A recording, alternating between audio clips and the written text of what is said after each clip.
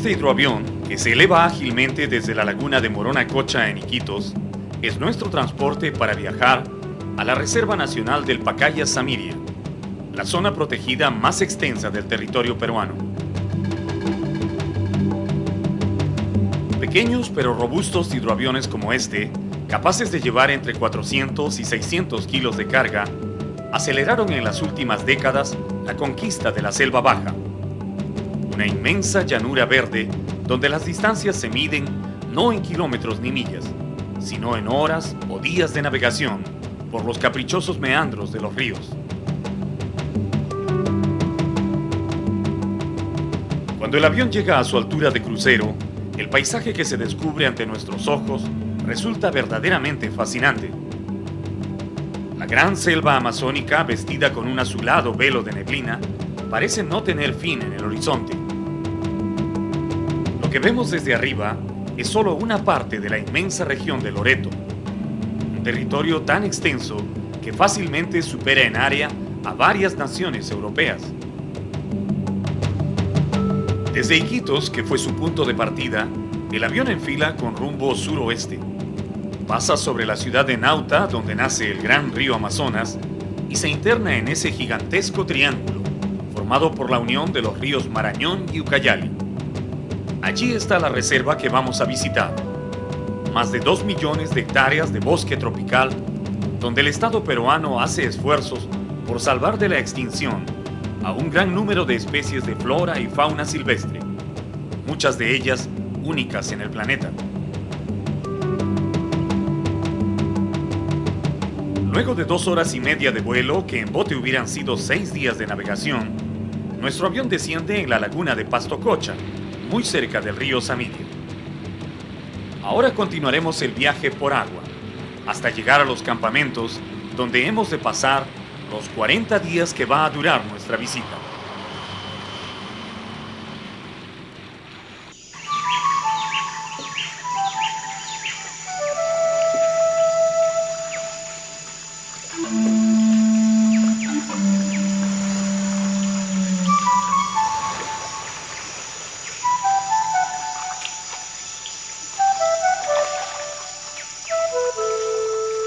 Lo primero que llama la atención del visitante es el extraño color del agua de los ríos y cochas de esta reserva.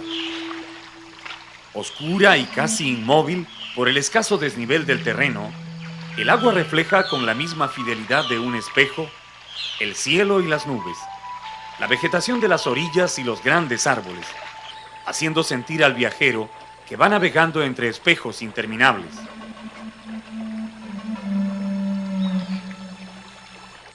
Este curioso color es el resultado de la descomposición de millones de hojas y ramas que caen diariamente de los árboles. Al desintegrarse en el agua, la materia vegetal libera una sustancia llamada tanino, que oscurece el líquido, dándole esa extraordinaria virtud de reflejar imágenes. De allí que la reserva del Pacaya-Samiria sea llamada también la selva de los espejos.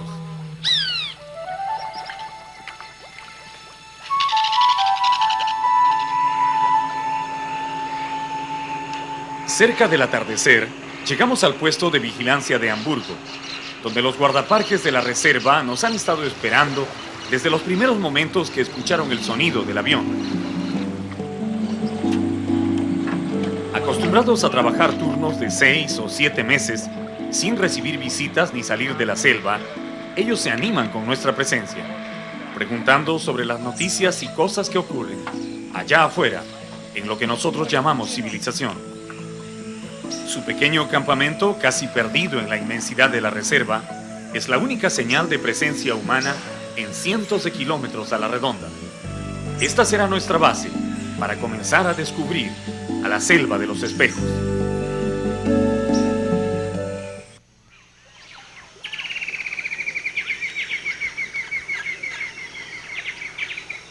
Los nativos de esta zona le llaman Tahuampa a las regiones pantanosas permanentemente inundadas por los ríos. Y realmente casi toda la reserva del Pacaya-Samiria es una tahuampa gigantesca, con escasas porciones de tierra firme. En las primeras horas del día, los ríos y cochas aparecen abrigados por un espeso manto de neblina, a través del cual llegan hasta nosotros los cantos y voces de los habitantes de la selva.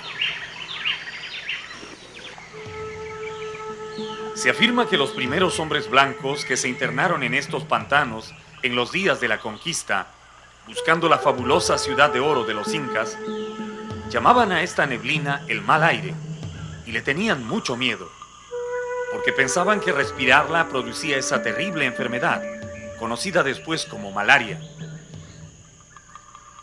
El español Lope de Aguirre, a quien la historia recordaría para siempre con el apodo de la ira de Dios, por los desmanes que cometió entre los pueblos amazónicos cuando buscaba el dorado, vio morir a docenas de sus soldados, temblando con las fiebres de la malaria. En ese tiempo, ellos no podían saber que no era la neblina la que los mataba, sino los sanguinarios mosquitos anófeles, que son los transmisores de la enfermedad.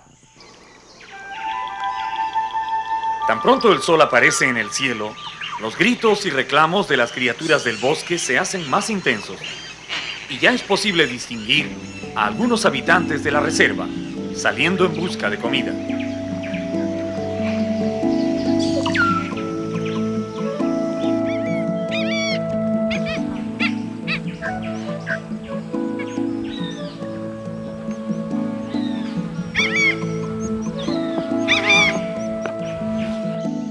Aprovechando que la mañana aún está fresca, navegamos lentamente por el río con rumbo a la cocha donde acuatizamos el día anterior.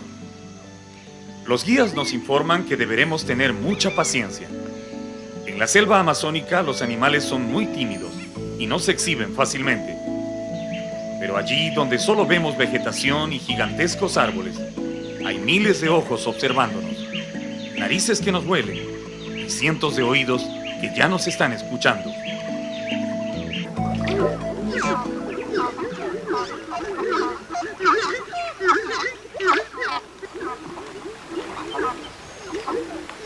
Cualquiera que oiga por primera vez el griterío de los camungos en medio del bosque tropical, pensará que se trata de algún cuadrúpedo grande, o tal vez unos monos. En la confusión de trinos, cantos y silbidos que salen del follaje, el reclamo de los camungos destaca nítidamente. Unas veces parecen ladridos de mastines enojados, y otras rebuznos lejanos. Pero los causantes de toda esa bulla no son otros más que estas aves, de plumaje blanco y negro y con un extraño cuerno en la cabeza.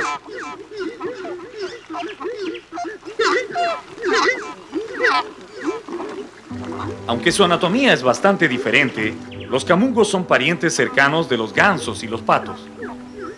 Herbívoros por excelencia, les gusta pararse en las ramas más altas de los árboles, de donde vuelan a las zonas pantanosas para alimentarse de las guamas, putuputus, lirios de agua y toda esa vegetación flotante que crece en la superficie de las cochas.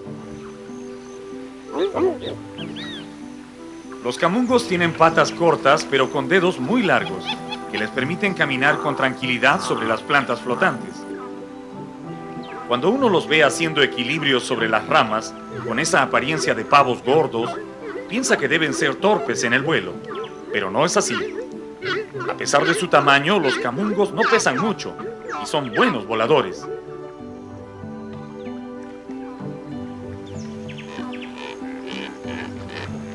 Los investigadores han descubierto que debajo de la piel del pecho, estas aves tienen un tejido espumoso, muy duro, que al parecer tiene un pésimo sabor, por lo que nadie se anima a matar camungos para comerlos. Otra característica especial es ese cuerno de queratina que llevan sobre la frente, cuya única función es llamar la atención de la pareja. Con todas estas plantas terrestres y acuáticas a su disposición y sin ningún enemigo que los persiga, la selva del Pacaya Samiria es un verdadero paraíso para los camungos. Entonces los gritos que lanzan todo el día no son en ninguna manera de enojo, solo sirven para marcar su territorio, avisándose unos a otros cuál es el área que están ocupando. ¿Y por qué los llaman camungos? Bueno, a los pobladores del lugar les parece que eso es lo que repiten las aves a cada rato. Camungo. ¿Le suena así a usted?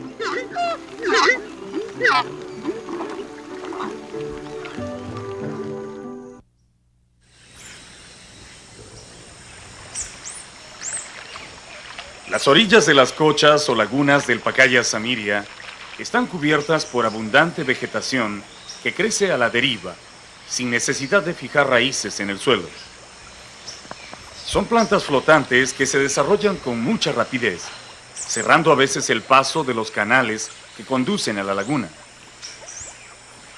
Aquí hay guamas y lirios de agua, pero la más abundante es el tabaco lagarto, una planta de hojas grandes y algo parecida al tabaco, a la que llaman así porque es el refugio favorito de los lagartos pequeños, que suelen pescar protegidos por esta alfombra verde.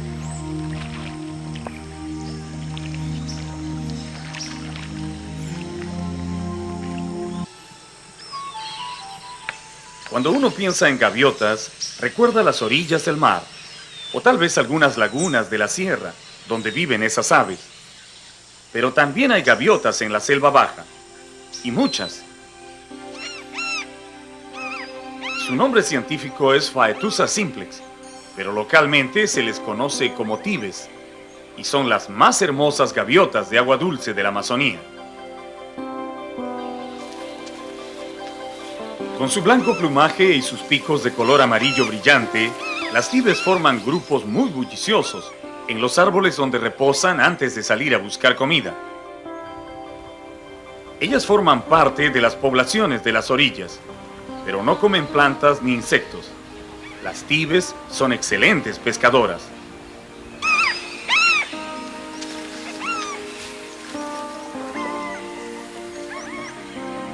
Volando a baja altura, patrullan incansablemente la laguna, buscando un pez descuidado que se acerque más de lo debido a la superficie, para caerle como un rayo desde el aire.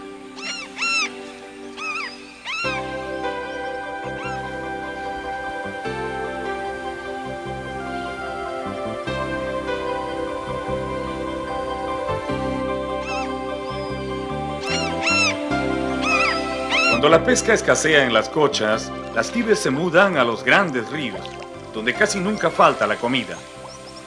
Uno de los espectáculos más bonitos de los ríos amazónicos es ver a una bandada de tibes parados en filas sobre un tronco que flota a merced de la corriente, mientras esperan el momento oportuno para comenzar la pesca.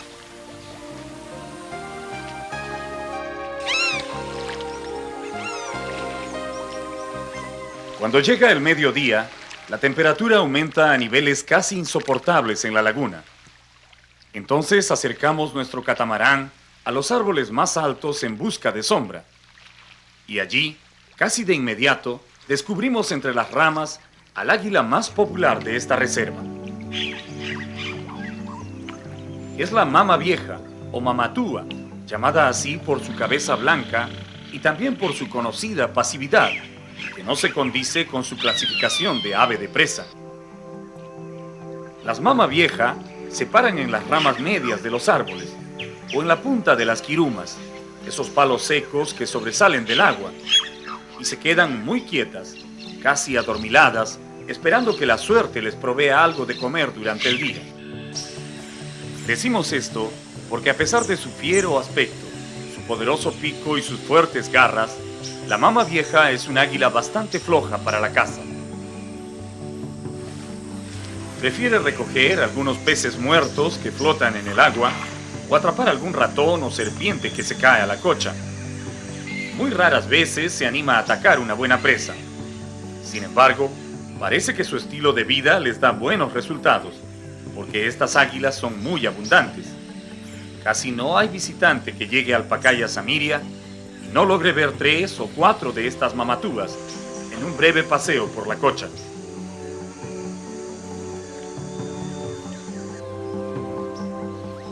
El esbelto pájaro que vemos aquí sí es un cazador nato. Con su penetrante mirada vigila el agua a la espera de algún movimiento extraño.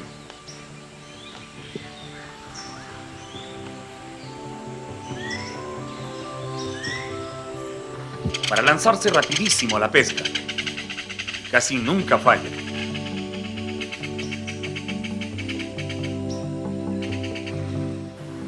Aquí vemos a un ejemplar adulto preparándose para devorar a un alevino de araguana. Este será apenas un bocadito para el experto pescador, que puede atrapar presas 3 veces más grandes que esa.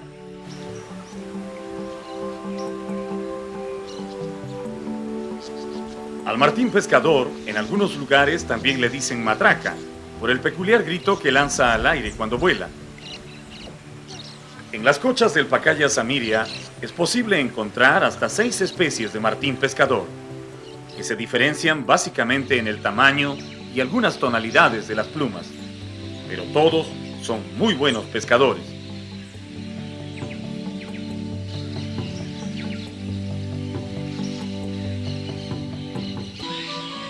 En este cuadro hay 2 pájaros muy llamativos. ¿Puede usted verlos?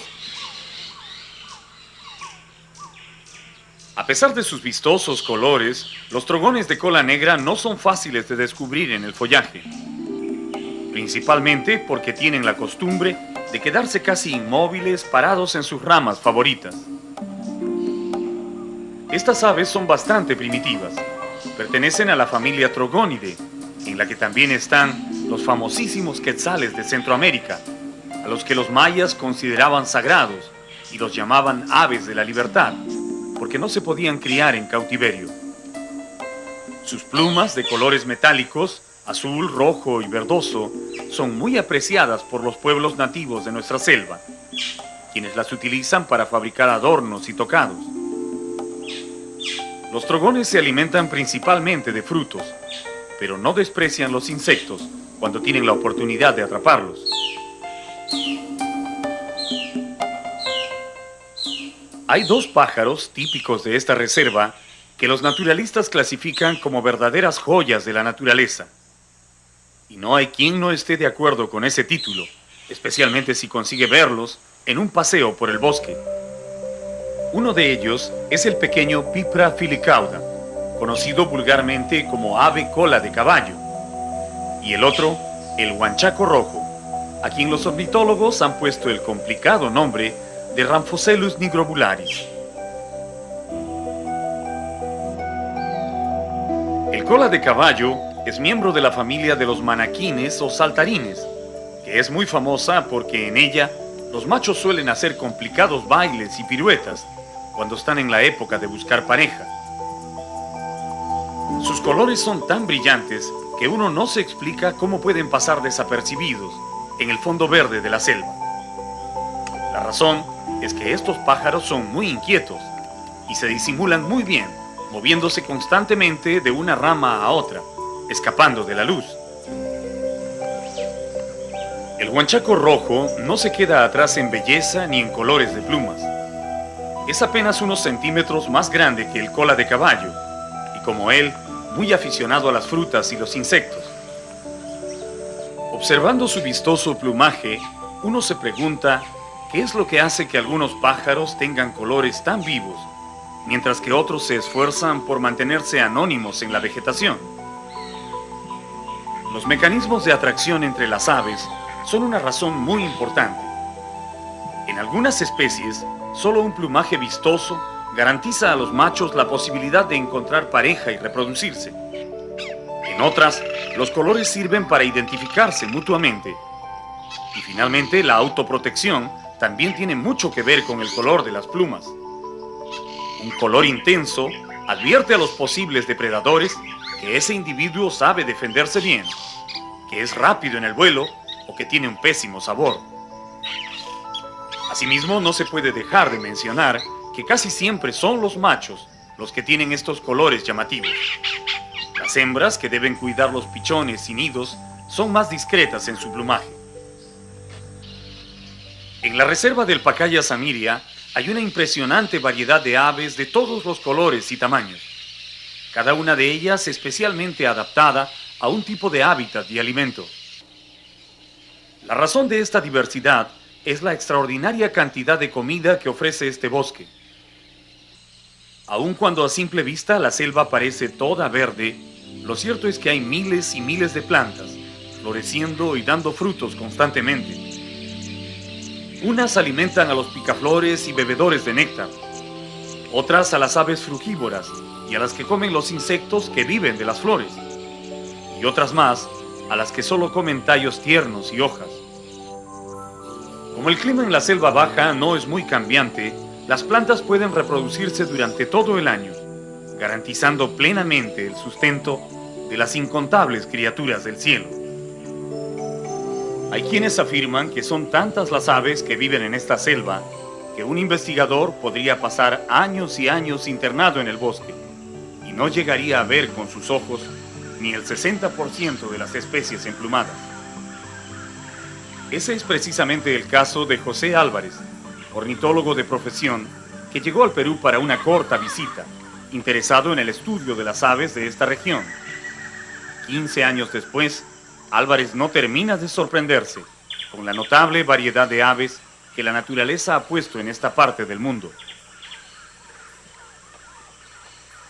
Mientras graba los cantos de los pájaros en el interior del bosque, el ornitólogo observa a dos carpinteros de collar que picotean afanosamente el tronco de un árbol en busca de termitas. Estos carpinteros son bastante raros en la región amazónica, pero curiosamente abundan en la reserva del Pacaya Samiria, lo que confirma la teoría de que en esta zona protegida, por su extraordinaria variedad de plantas, se concentran más especies de aves que en el resto de la Amazonía.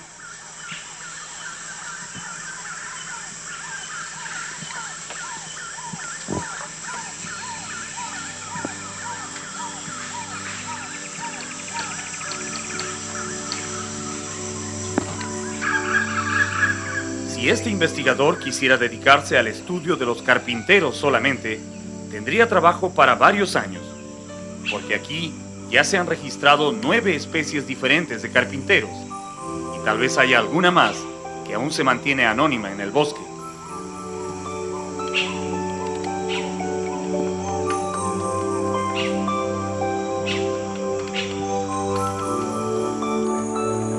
Con la ayuda de una delgadísima red que coloca a menos de 1 metro sobre el agua, Álvarez espera capturar alguna vez a esos pájaros que solo escucha en la inmensidad de la selva, pero que nunca ha podido ver.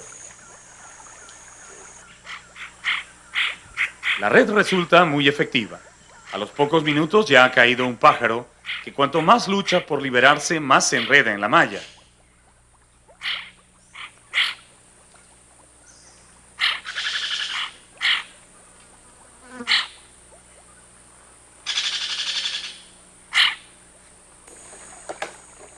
Diariamente, el ornitólogo captura entre 8 o 9 pájaros de distintas especies. La mayoría son bastante conocidos e inclusive reincidentes en su red, pero de vez en cuando cae alguno que llama especialmente su atención. Cualquiera sea el caso, es necesario examinarlo con mucho cuidado, porque aun cuando el ave resulte conocida, unas cuantas plumas de otro color o una ligera diferencia en la forma del pico podría significar que estamos frente a una nueva especie. La lluvia es uno de los momentos más emocionantes en la selva baja. Cuando las enormes cortinas de agua oscurecen el cielo, la vida parece detenerse momentáneamente para admirar ese mágico y antiguo proceso por el cual la naturaleza disuelve a las nubes y las transforma en agua. Despertado de golpe por millones de gotas que rebotan sobre su cuerpo, el río se hincha como una boa gigantesca y exhala un olor profundo proveniente de ciénagas y aguajales que recuerdan para siempre a aquellos que han tenido la oportunidad de navegar bajo la lluvia.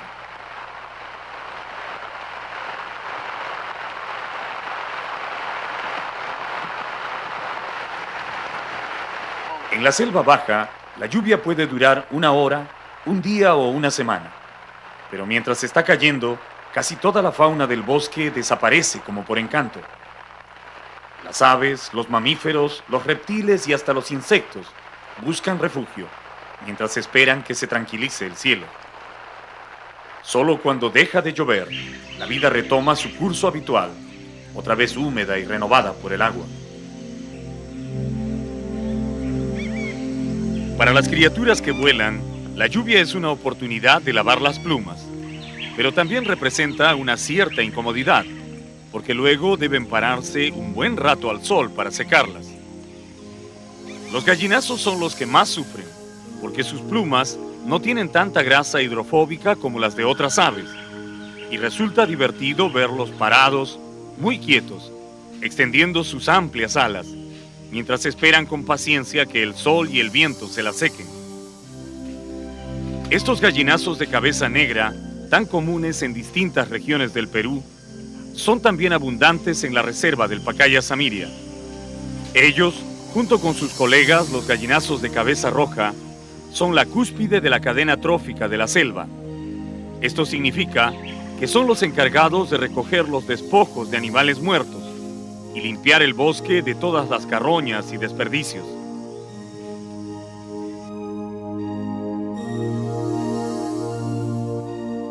Volando en círculos a gran altura, olfatean el aire hasta detectar el olor característico. Luego bajan cautelosamente y se dan un gran festín, siempre y cuando no los vea el amo del cielo, es decir, el buitre real, el único capaz de disputarle su triste comida. Aun cuando mucha gente habla del gran cóndor blanco de la selva, son muy pocos los que han podido verlo de cerca. A diferencia de los gallinazos que se juntan por docenas para comer cualquier carroña, el cóndor blanco es muy precavido para bajar a tierra. En nuestro viaje por el Pacaya Samiria, vigilamos constantemente el cielo, con la esperanza de verlo aunque sea de lejos. Pero en las nubes, su silueta se confunde con la de los gallinazos y se hace muy difícil diferenciarlos, al punto que muchos dudan de su existencia. Empeñados en grabar al misterioso personaje, nos preguntamos si daría resultado colocar algún cebo en el bosque para ver si se digna bajar a tierra. Los guías nativos afirman que el cóndor blanco detecta su alimento no con la vista, sino con su finísimo olfato. Entonces no es muy importante que se le ponga de carnada. Si huele suficientemente mal, es posible que se sienta atraído y se anime a descender. Para probar esta teoría, colocamos varios costales con pescado malogrado en diferentes sitios escogidos al azar. Luego, ocultamos nuestras cámaras y nos ponemos a esperar.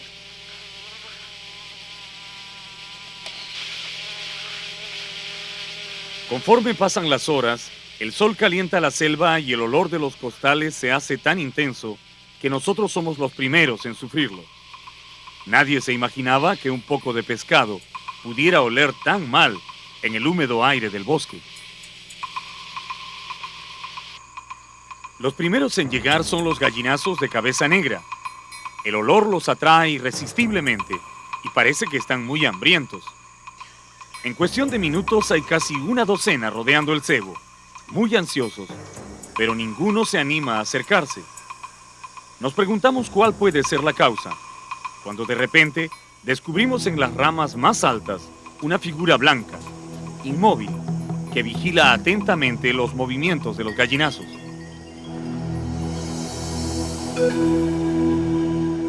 Esa es el ave que estábamos esperando, el buitre real, o cóndor blanco de la selva, el carroñero más grande de la Amazonía. Su apariencia es verdaderamente impactante. No es tan grande como el cóndor andino, pero tiene la misma figura majestuosa de las especies dominantes. Tan pronto comienza a comer, los sencillos gallinazos se hacen a un lado respetuosamente, y aún hay algunos que prefieren hacerse los que se secan las alas, para no incomodar al gran buitre.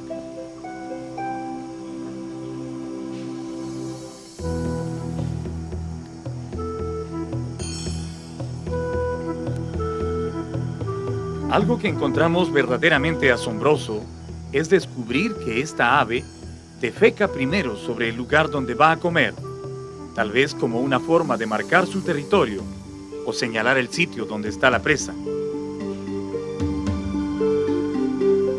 El nombre científico de este rapaz es Sarcoramphus papa, pero tiene muchísimos nombres comunes. En los bosques del Paraguay, Bolivia y Brasil le dicen rey de los gallinazos o buitre real, pero en la Amazonía peruana es más conocido como cóndor blanco o cóndor de la selva. Es tan dominante que prefiere perder la comida que tiene en el pico antes que permitir que los impacientes gallinazos se acerquen a su carroña.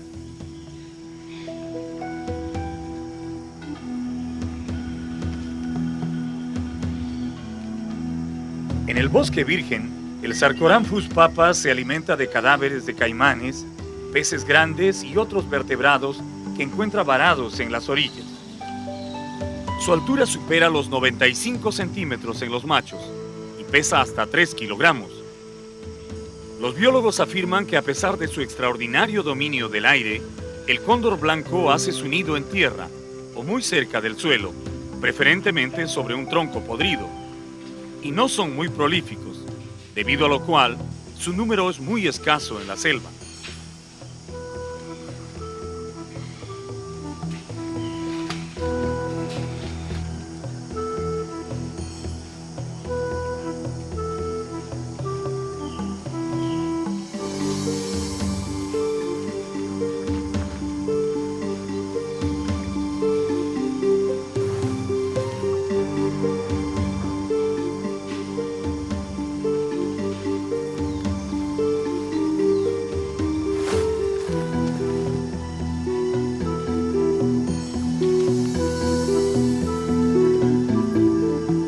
Cuando ya se siente satisfecho, el buitre abandona el tronco, dejando las sobras a los gallinazos y rinawis, que se apresuran a devorar lo que queda. Ellos conocen las reglas de la selva y se conforman con eso.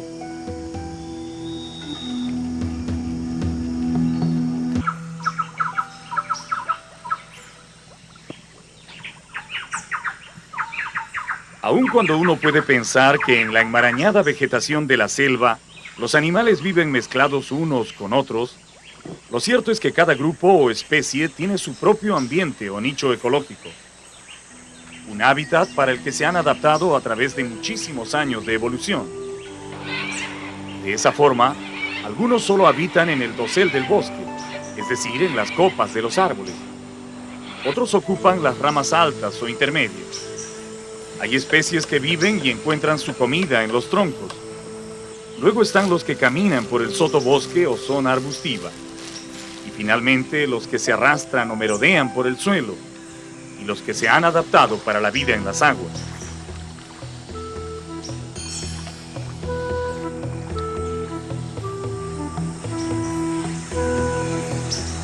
Entre todos estos grupos, los habitantes de los árboles forman una comunidad sumamente atractiva y variada. Los monos que habitan nuestras selvas no son originarios de América. Provienen del continente africano.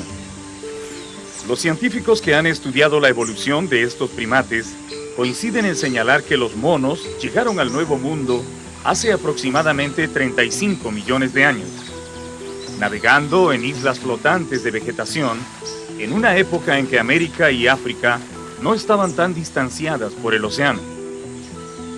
Al parecer, fueron esos monos migrantes los que dieron origen a la gran variedad de simios que hoy pueblan los bosques tropicales de Sudamérica. En su nuevo hábitat, los monos del Nuevo Mundo desarrollaron características y adaptaciones especiales que terminaron diferenciándolos de sus ancestros africanos. Por ejemplo, los simios de nuestro continente tienen las fosas nasales muy abiertas y separadas, mientras que los del Viejo Mundo tienen fosas estrechas y muy juntas. Aparte de esto, los monos americanos han desarrollado en casi todas sus especies una cola prensil que les sirve como una quinta mano, dándoles una gran seguridad para sus desplazamientos entre los árboles. También, a diferencia de los simios de África, los de nuestras selvas confían más en la vista y en el oído, antes que en el olfato, para buscar comida o detectar a sus enemigos.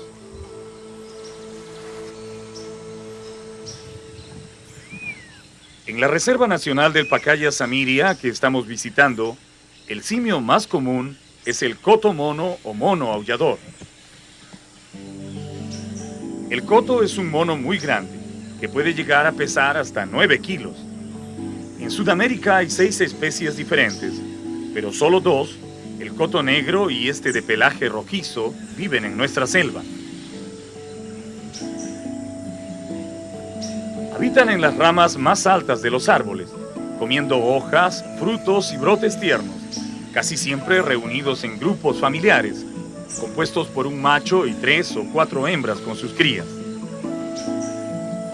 Como su comida está plenamente asegurada por la cantidad de hojas comestibles que tienen a su disposición, los cotomonos son muy letárgicos. Se pasan el día comiendo o durmiendo recostados en las ramas, sin ninguna preocupación adicional, pero siempre atentos a los sonidos del bosque, sobre todo a la presencia de los cazadores humanos, que les disparan desde lejos para matarlos y aprovechar su carne.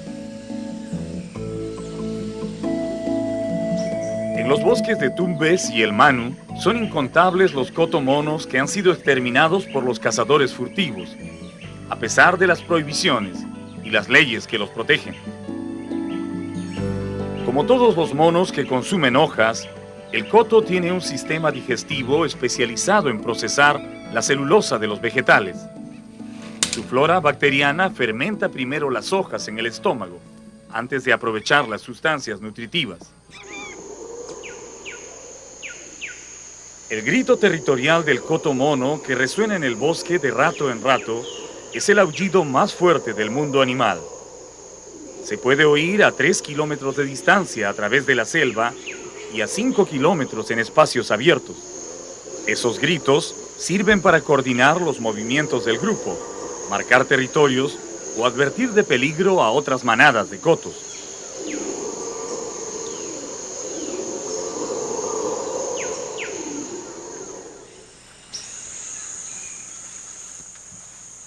Este mono, que se mueve como una sombra entre los árboles, tiene un nombre muy curioso.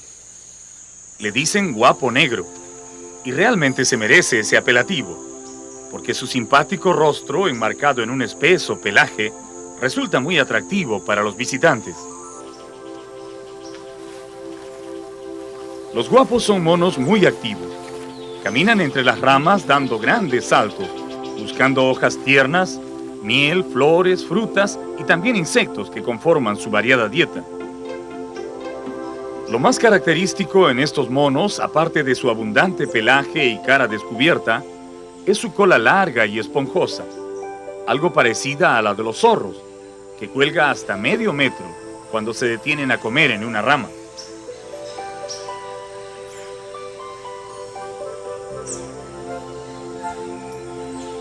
Por increíble que parezca, esa bonita cola ha sido la perdición de los guapos, porque mucha gente los caza para cortárselas y hacer plumeros con ellas.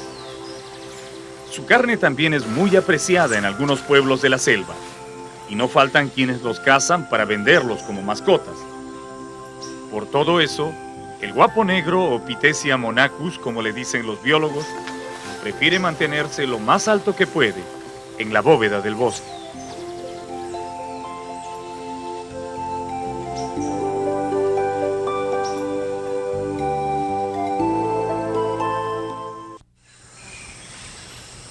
Una familia vegetal muy común en la reserva del Pacaya Samiria son los seticos, árboles no muy altos pero tan abundantes que algunas zonas del bosque se llaman seticales debido a la enorme concentración de ellos. Entre las ramas de esos seticos de anchas hojas vive un personaje que parece un mono. Algunos le llaman oso, pero no es ni lo uno ni lo otro. Ahora vamos a conocerlo.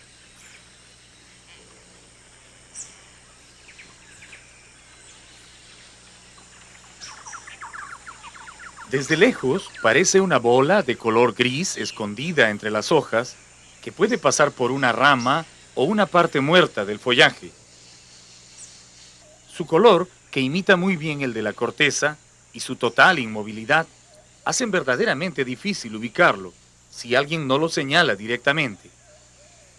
Esos son los pelejos, y esa es la posición en la que se pasan la mayor parte del día, durmiendo, abrazados a su árbol favorito, de tal forma que se vuelven casi invisibles para los observadores.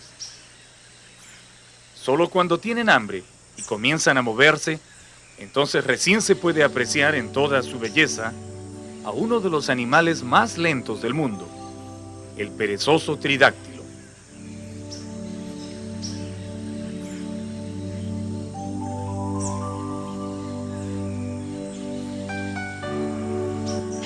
Los perezosos o pelejos, como les dicen en la selva, pertenecen a la orden de los edentados, igual que los armadillos y los osos hormigueros. Tal vez por eso alguna gente los confunde y los llama osos perezosos. Pero lo cierto es que no tienen nada que ver con los osos. Ellos son una especie diferente y, por cierto, muy común en la reserva del Pacaya Samiria.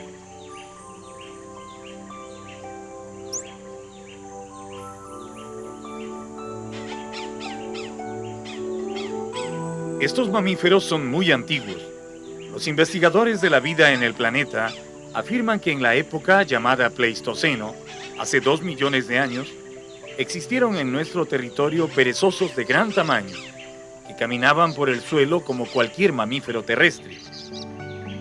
Los fósiles que se han hallado en diversas localidades del Perú y Sudamérica demuestran que esos perezosos llegaron a medir hasta 6 metros de longitud y se alimentaban de las ramas y hojas de árboles y arbustos. Los perezosos de nuestros días son parientes cercanos de aquellos gigantes, pero que se han adaptado totalmente a la vida arborícola, al punto que toda su vida se desarrolla en la bóveda del bosque. Allí comen, duermen y hasta se reproducen, tratando en lo posible de no bajar a tierra, donde son presa fácil de cualquier depredador.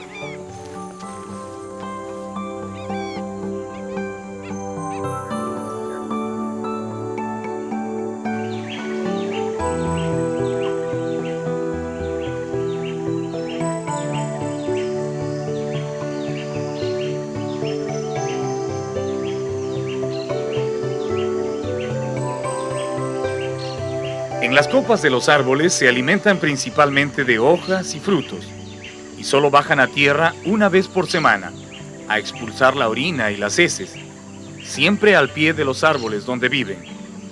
De esa manera marcan su territorio y advierten a otros perezosos de su presencia en la zona.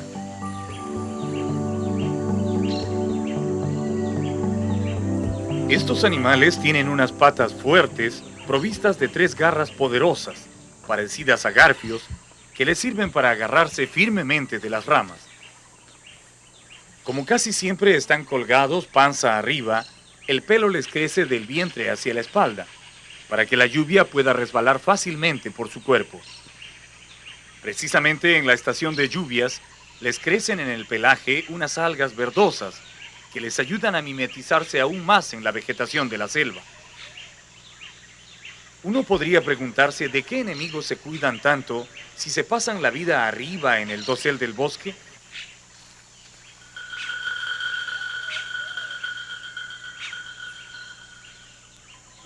El águila arpía es su más implacable perseguidora. Con su poderosa vista rastrea el menor movimiento de los pelejos entre las ramas y desciende veloz para arrebatarlos con la fuerza de sus garras, tan grandes como manos humanas. El pelejo es un animal solitario. Sin embargo, cuando decide buscar pareja, la encuentra fácilmente, porque en su especie, el 90% de los individuos son hembras. Normalmente, una pareja de perezosos cría un solo cachorro al año, después de un periodo de gestación de 5 meses. Una característica sumamente interesante del pelejo es la conformación de su esqueleto. Las patas anteriores son más largas que las posteriores y su cuello posee entre 8 y 9 vértebras cervicales, es decir, 1 o 2 más que cualquier otro mamífero.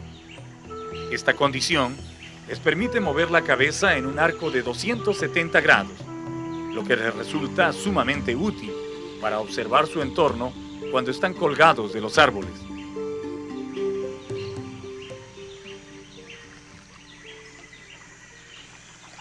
Aun cuando son los mamíferos más lentos del reino animal, los perezosos son grandes nadadores, y es común encontrarlos cruzando los ríos de la selva, nadando con un estilo un tanto estrafalario, pero efectivo.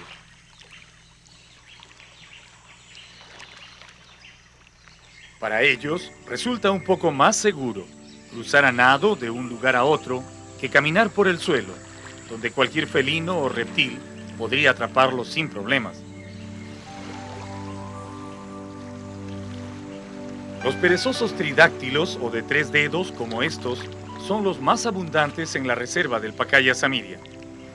Pero también viven aquí sus parientes, los perezosos de 2 dedos, que son mucho más tímidos y más difíciles de encontrar.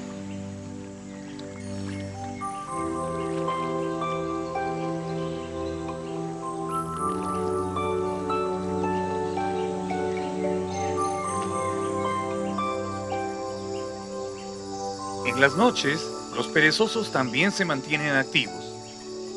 Y esa es la hora en que usualmente se aventuran a bajar de sus árboles, a defecar o establecer su morada en otro refugio con más alimento. Descienden majestuosamente, mirando a todos lados, con sus caras de niños buenos. Y dicen las tradiciones de la selva que si una mujer embarazada tiene la mala suerte de verlos en ese momento, entonces su hijo nacerá cutipado.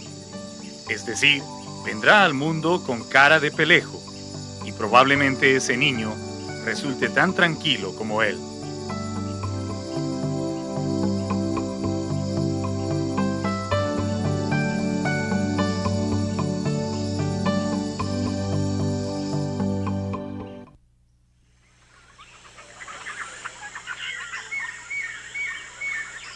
Al navegar por los ríos de la selva, los sonidos se perciben atenuados por el espeso follaje de los árboles.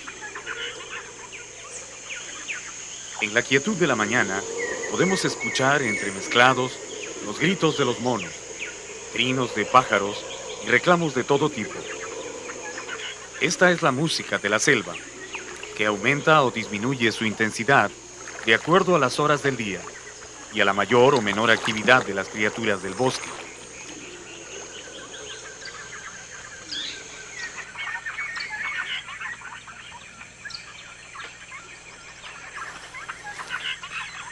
Una puma garza huye asustada de nuestra presencia y al notar que seguimos mirándola, estira su largo cuello, tratando de aumentar su tamaño. El color rojizo y jaspeado de sus plumas, que recuerda en algo a la piel de los pumas y tigres, ha dado lugar a que los nativos de la selva llamen puma garza a estas aves, que son más bien tímidas y huidizas. Cuando no se sienten amenazadas, encogen su cuello y se quedan inmóviles en los troncos de los árboles, esperando las horas más frescas del día para salir a pescar en las lagunas.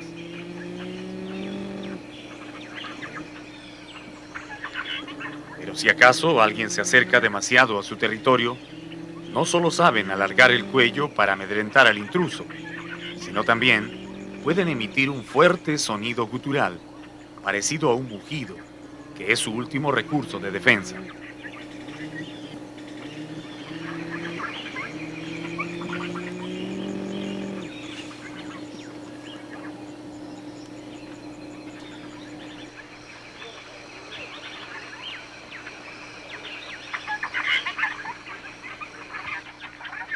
Esta puma garza hembra, que cuida su nido en la rama de un árbol, está muy molesta porque ha detectado la presencia de un joven margay merodeando su refugio. El margay es un gran trepador de árboles. Ayudado por sus ágiles músculos y garras, puede llegar hasta las ramas más altas en busca de huevos y pichones de aves, que son su comida predilecta.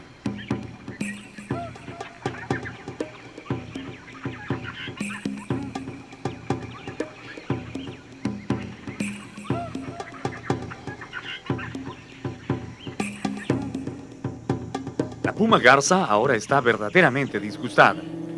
Mueve la cabeza amenazante, preparándose a defender sus huevos. Pero el tigrillo no se animará a atacar mientras ella esté en el nido. Después de todo, el día recién está comenzando y él sabe que hay muchos nidos descuidados en el bosque.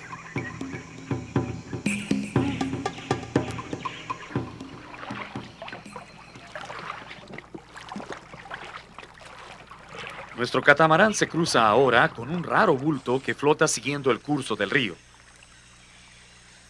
Intentamos acercarnos un poco, pero nuestra curiosidad queda congelada de golpe. Lo que tenemos delante es nada menos que una jergón de 2 metros. una de las víboras más venenosas de la Amazonía.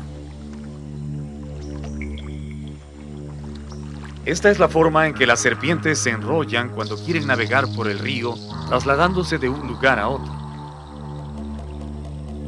A pesar de su aparente inmovilidad, la jergón nos observa atentamente con sus ojillos sin párpados, como midiendo la distancia, porque aun cuando está en el agua, este reptil puede saltar con gran rapidez para lanzar un ataque si se siente molestado, y su mordedura es verdaderamente mortífera. Las jergones son responsables de más del 80% de las muertes por ataques de víbora que se producen en la selva. Su nombre científico, Bothrops atrox, habla por sí solo de su peligrosidad. Al morder inyectan un poderoso veneno hemotóxico que rompe las células de la sangre, provocando la muerte por hemorragias múltiples a través de ojos, oídos y boca. La víctima solo tiene unas pocas horas para buscar auxilio, pues si no recibe a tiempo el suero antiofídico específico para esta víbora, entonces morirá irremediablemente. Cuando cree que ya ha llegado a su destino, la jergón nada con facilidad hacia la seguridad del bosque. Ahora irá a la casa de algún ratón o roedor pequeño que le sirva de alimento. En la reserva del Pacaya Samiria viven una gran variedad de víboras y culebras, unas venenosas y las otras totalmente inofensivas. Las afaningas son las serpientes no venenosas más comunes en esta reserva.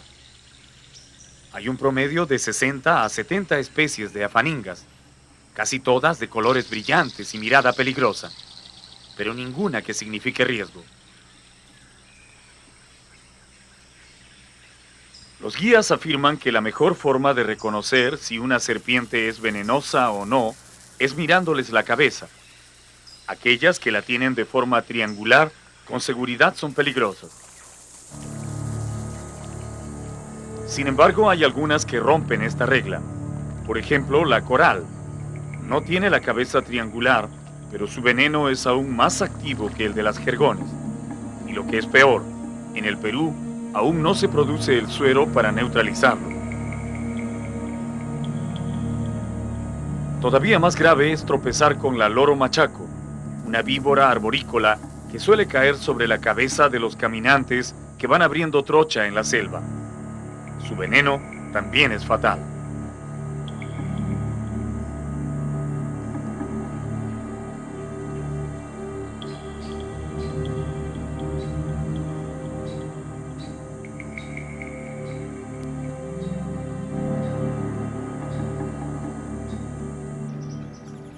El ofidio más representativo de la selva es sin lugar a dudas la anaconda o boa negra, un reptil que puede llegar a medir hasta 10 metros de largo y ser 2 veces más gruesa que el muslo de un hombre. Esas boas gigantes viven especialmente entre las raíces de los renacos, árboles añosos de ramas retorcidas que abundan en las zonas inundadas. Pero también es posible encontrarlas en las orillas de los ríos, sobre todo en esas playas cubiertas de pasto y cañas silvestres.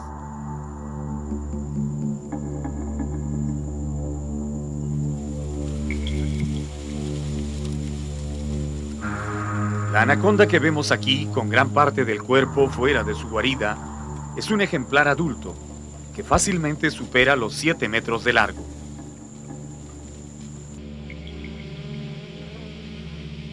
Al parecer la hemos encontrado calentándose al sol mientras termina de cambiar de piel, un proceso que en estos reptiles ocurre varias veces al año, de acuerdo a su ritmo de crecimiento. Las docenas de moscas que recorren su cuerpo están lamiendo la grasa lubricante de la nueva piel y recogiendo las células muertas que quedan sobre su espalda. Las anacondas son totalmente inofensivas para el hombre y no les incomoda su presencia, a menos que ésta sea demasiado próxima. Cuando están hambrientas, son capaces de devorar un caimán o un venado entero. Luego reposan varios días, mientras los potentes jugos de su aparato digestivo disuelven los huesos y hasta los pelos y cuernos de su víctima.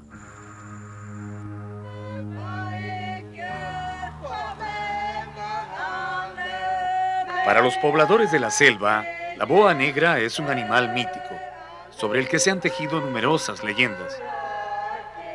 Los nativos le dicen Yakumama, que significa madre de las aguas, y creen que las boas están dotadas de un poder mágico, bienhechor, que protege la vida en el bosque.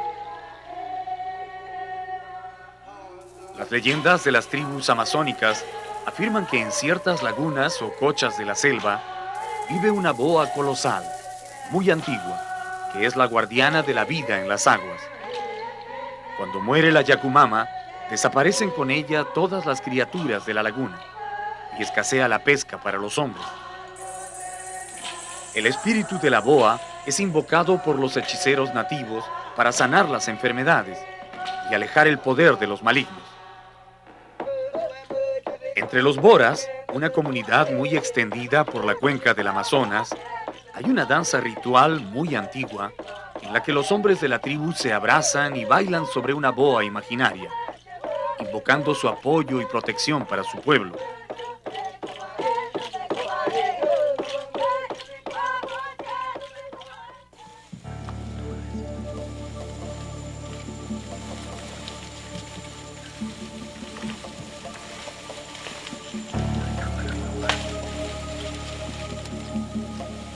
Después de observarla por un buen rato, dos de nuestros guías se ofrecen a capturar al ofidio con un lazo, para mostrarnos con qué facilidad las atrapaban antiguamente los traficantes de piel de boa.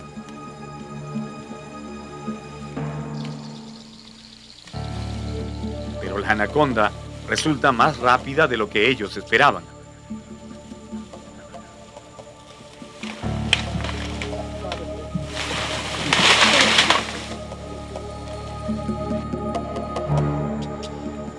Al lado de la guarida quedan algunos jirones de piel, que los guías deciden conservar, pues según ellos es muy buena para vendar fracturas y luxaciones.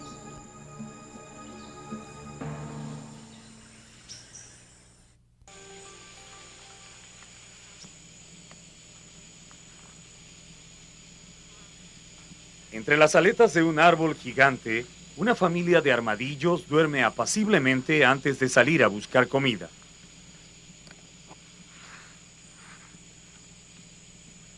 Estos robustos mamíferos son, junto con los osos hormigueros, los mayores enemigos de las hormigas y termitas del bosque.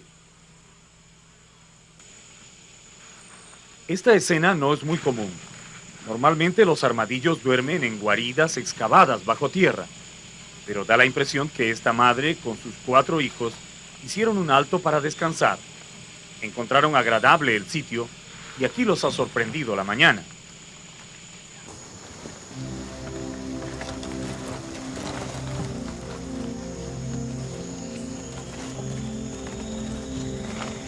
Los armadillos son animales muy poco evolucionados. Prácticamente siguen igual a como aparecieron en el Paleoceno superior, alrededor de 55 millones de años atrás. En esa lejana época, las líneas evolutivas de los sedentados comenzaron a diversificarse para dar origen a las especies que conocemos hoy. Los perezosos terrestres y gliptodontes desaparecieron, dejando su lugar a los hormigueros, perezosos arborícolas y armadillos que ahora vemos en los bosques. El cuerpo de estos animales está protegido por numerosas placas óseas, recubiertas de escudos córneos, que le dan la apariencia de un pequeño blindado. Precisamente eso es lo que quiere decir su nombre: armadillo, cubierto con armadura.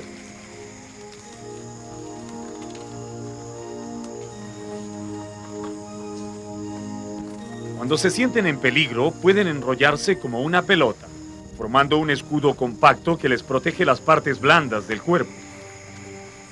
Esa flexibilidad que tienen las 9 bandas de su lomo se torna rígida cuando muere el armadillo. Y es el casco vacío y duro lo que venden a los turistas para hacer mandolinas y charangos. Ahora que comienzan a despertar, notamos el extraordinario parecido que hay entre las 4 crías. Y es que los armadillos son una de las pocas especies de mamíferos que producen cachorros idénticos, debido a que el huevo o cigote se divide en 4 partes iguales en el vientre de la madre, dando lugar a 2 pares de gemelos idénticos en cada camada.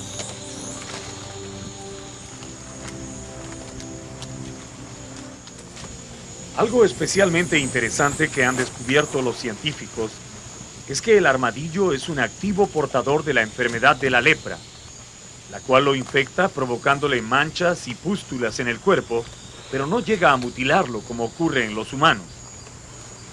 Esa es la causa por la cual desde hace muchos años se estudia a los armadillos, tratando de lograr algún avance en la lucha contra la lepra. Cuando ya están totalmente despiertos y activos, la madre guía a sus cachorros hacia los senderos del bosque que transitan a diario. Los armadillos comen una amplia gama de hongos, tubérculos y fruta caída, pero lo que más les gusta son las larvas de las hormigas. La prisa con la que se internan en el bosque parece indicar que su fino olfato ya les está diciendo dónde hay un gran nido esperando.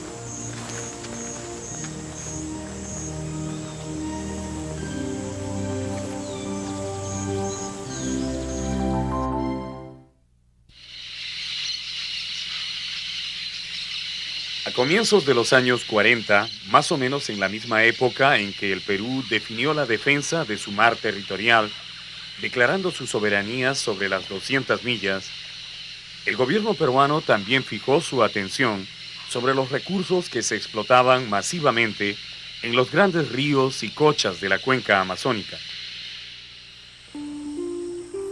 En aquel entonces preocupaba especialmente la sobreextracción que se hacía del paiche, el pez más grande que albergan las aguas de la selva.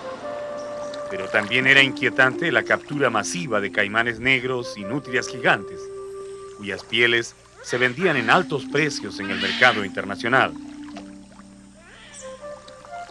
Para controlar esa explotación desmedida y proteger de la extinción a las especies silvestres, se crearon las reservas y áreas protegidas, entre ellas la del Pacaya Samiria, una reserva natural de más de 2 millones de hectáreas ubicada en el corazón de la Amazonía peruana.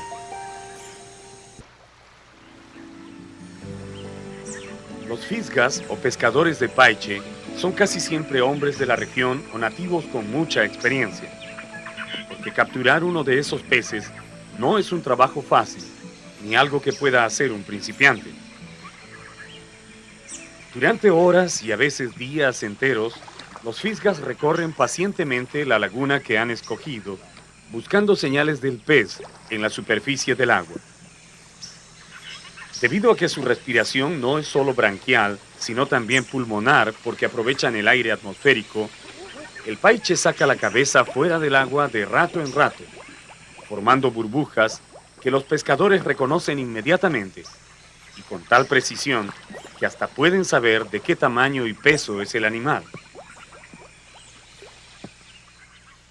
Una vez ubicadas las burbujas del paiche, comienza una persecución implacable, que solo termina cuando el pez se pone a tiro de arpón y el fisga logra picarlo.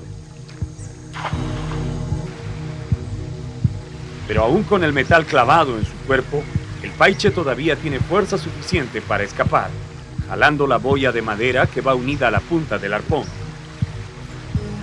En esos instantes el pez busca las raíces y plantas de la orilla, en un intento por cortar la soga que lo mantiene prisionero a la boya. Y allí es donde los pescadores tienen que actuar con rapidez para sacarlo del agua, antes que logre enredarse en la vegetación subacuática.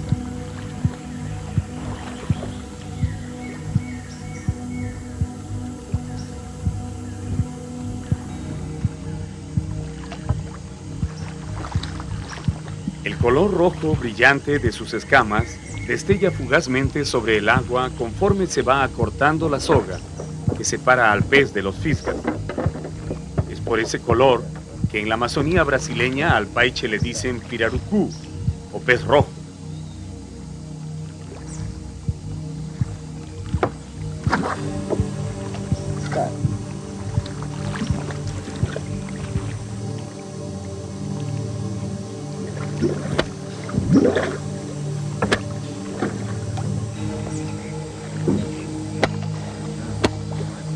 paiche de 100 kilos no muere fácilmente.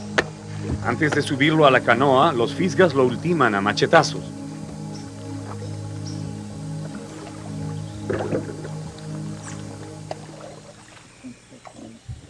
Aún los pescadores más experimentados no dejan de admirarse ante el enorme tamaño de estos animales. El paiche es el pez de agua dulce más grande del mundo.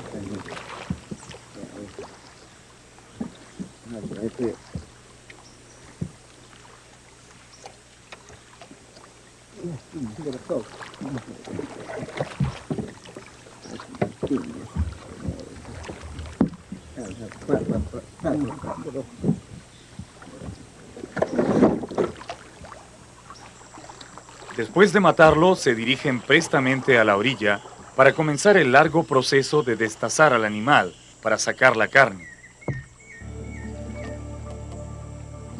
En el violento calor de la selva, cualquier animal que muere se descompone en cuestión de horas.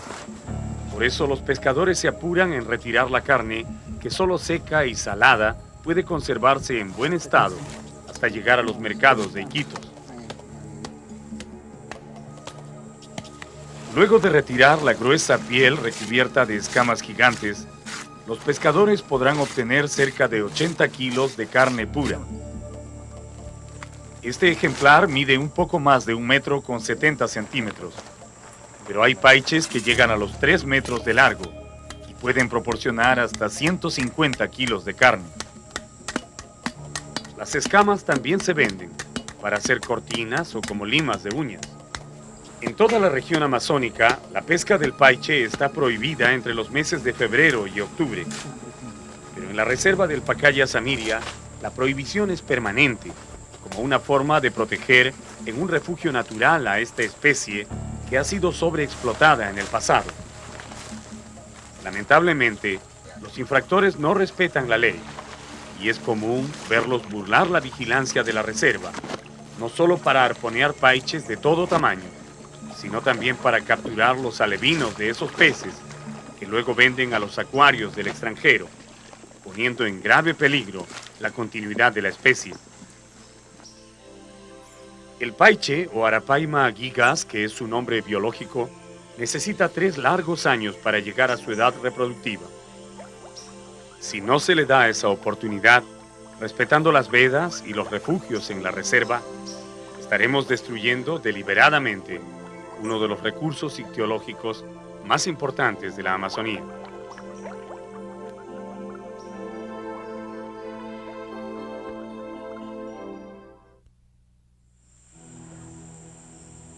Esconderse, pasar desapercibido o camuflarse hasta el punto de desaparecer en el medio es un arte de supervivencia para muchos animales de la selva. Para otros es una técnica de cacería, una habilidad sin la cual no es posible conseguir alimento.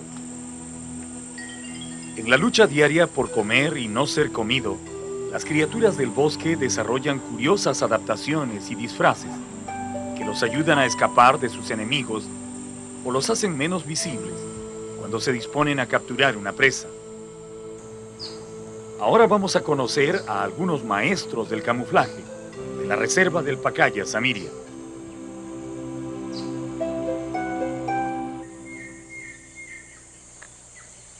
Observen este inocente ojo de agua rodeado por la vegetación de la selva.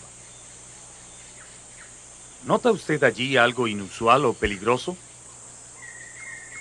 Por mucho que uno fije la vista, no es posible distinguir nada anormal.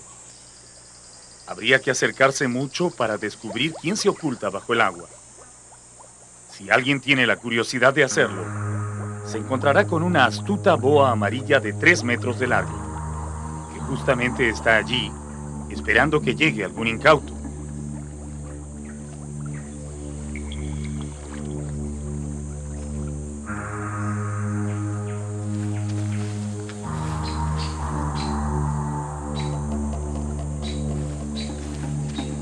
Hace unas horas la vimos entrar silenciosamente en el pozo. Al comienzo nos dio la impresión que el reptil solo venía a refrescarse, pero luego fuimos testigos de cómo la boa fue acomodando su cuerpo lentamente hasta desaparecerlo por completo en el fondo del estanque. Ahora, solo los rápidos movimientos de su lengua, que captan los olores y cambios de temperatura en el medio, dejan saber que el reptil está vivo y al acecho. Si fuera necesario, la boa podría esconder también la cabeza bajo el agua, porque son capaces de soportar mucho tiempo sin respirar. Pero solo hará eso cuando sienta que algún animal desprevenido se aproxima a beber en el pozo. Cuando llegue el momento de atacar, el reptil saltará como un resorte de su escondite. Y antes que la víctima se dé cuenta de lo que pasa, estará fuertemente abrazada y atraída hacia el fondo. No importa que tenga que esperar un día o una semana, en algún momento, un animal sediento se acercará al pozo. El antiguo truco de las boas de quedarse inmóviles en el fondo de los estanques siempre funciona.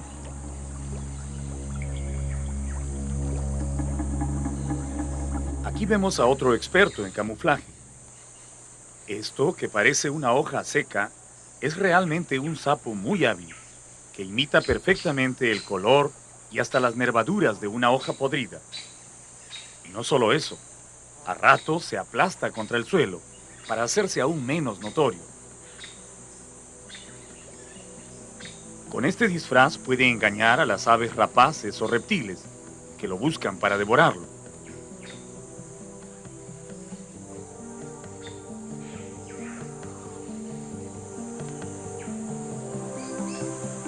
Los insectos son grandes expertos en mimetismo. Aparte de su habilidad para mantenerse inmóviles, pueden imitar increíblemente bien el color de las hojas y ramas de su medio.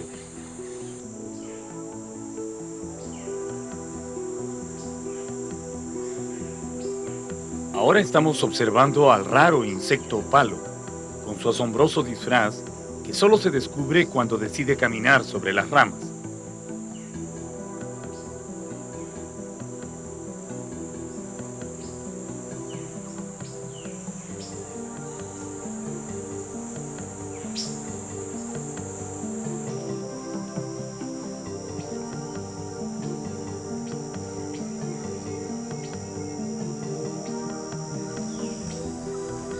En este follaje amarillento está escondido el insecto hoja.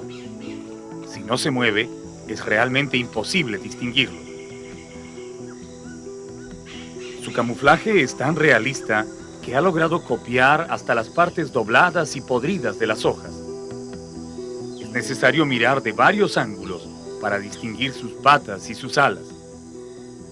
Con esta cobertura, el insecto hoja puede moverse tranquilamente por las ramas o por el suelo del bosque. Las aves insectívoras siempre creerán que es una hoja seca.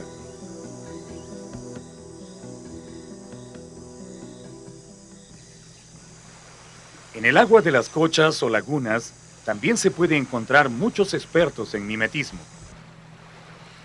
Algunas especies de peces son verdaderos maestros en el arte de esconderse. Aquí están algunos de ellos. Son los peces hoja, que flotan de costado, dándole a su cuerpo la misma curvatura que tienen las hojas en el agua. Si no fuera por las pequeñas aletas que mueven muy de rato en rato, nada podría delatarlos. A pesar de su inocente apariencia, los peces hoja son formidables depredadores, capaces de tragar peces de su mismo tamaño. Para ellos el disfraz no es un refugio, sino una manera de mantenerse al acecho.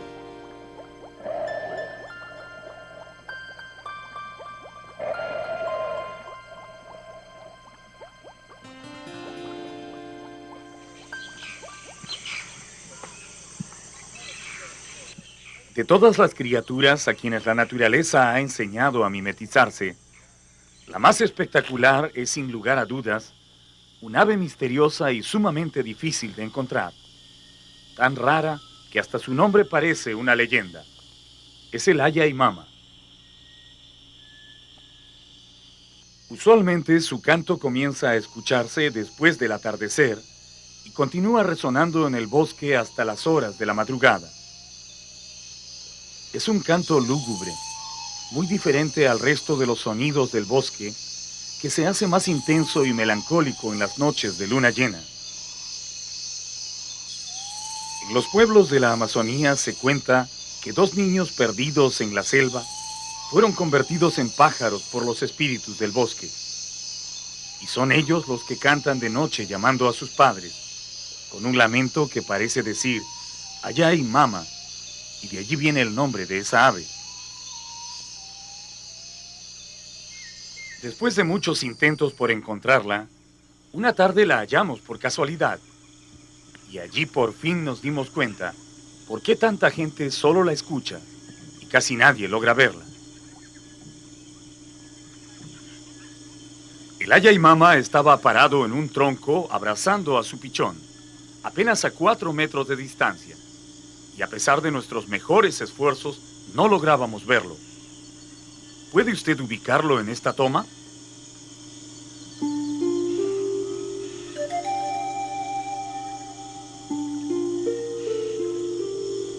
El Ayaimama es uno de los ejemplos de mimetismo más extraordinarios que existe en la naturaleza. Posee no solamente un plumaje críptico que lo hace increíblemente parecido a la corteza de los árboles, sino también tiene la asombrosa capacidad de mantenerse absolutamente inmóvil durante horas y horas, dando la impresión de que es parte del árbol, tan natural como el tronco o las ramas. El que vemos aquí está protegiendo con su cuerpo a su pequeño pichón, el cual a su corta edad ya conoce la técnica de supervivencia de su especie y se mantiene tan quieto como su madre. Su postura es tan rígida que por un momento uno podría creer que ambas aves están disecadas y puestas sobre el tronco, pero no es así. Se trata más bien de una impresionante demostración de lo que pueden lograr algunas criaturas cuando tratan de esconderse de la mirada de los demás.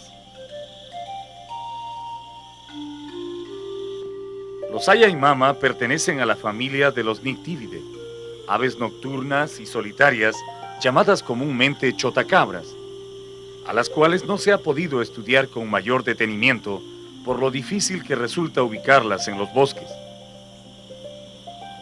Durante el día permanecen inmóviles pegadas a los árboles y solo se ponen en actividad en la noche cuando salen a cazar insectos grandes y polillas que capturan al vuelo. Cuando está abierta, su boca es muy amplia, por lo que pueden engullir insectos casi enteros. Se cree que su visión no es muy buena en el día, y esa debe ser la razón principal por la que han desarrollado este mimetismo del que depende toda su seguridad mientras esperan la noche.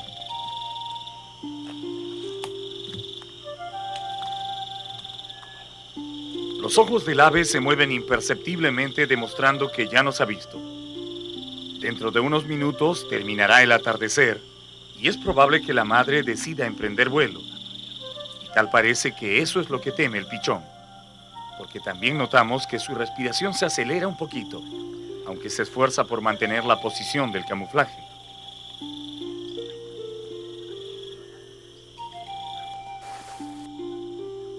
La salida del ave fue tan rápida y silenciosa que apenas logramos apreciarla.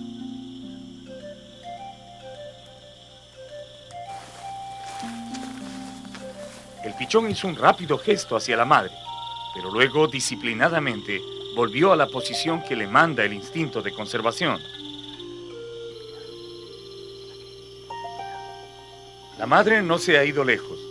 La vemos parada sobre una rama, ligeramente más activa por la proximidad de la noche, y tal vez preocupada por el crío que ha dejado, ahora expuesto a miradas extrañas. El pequeño parece asustado, pero se mantiene firme en su sitio. Algo le dice que mientras no modifique su disfraz, su vida no correrá peligro. Ahora podemos ver que sus ojos se abren ligeramente para recibir a la noche, mientras escucha a lo lejos el canto de su madre, que lo acompaña desde el bosque.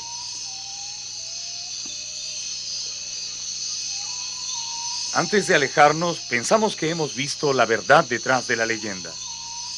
El Aya Mama no es ningún mito de la selva. Es solo un ave nocturna, perfectamente adaptada a su medio y que posee el camuflaje más sorprendente que puede haber ideado la naturaleza.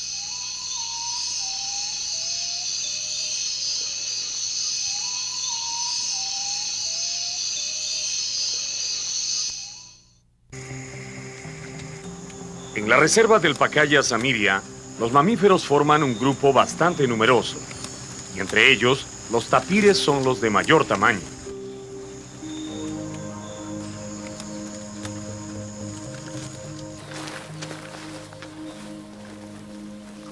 Estos pesados cuadrúpedos se cuentan entre los mamíferos más primitivos del mundo. Son parientes cercanos de los caballos y los rinocerontes, y no han cambiado casi nada desde que aparecieron sobre la Tierra aproximadamente 50 millones de años atrás.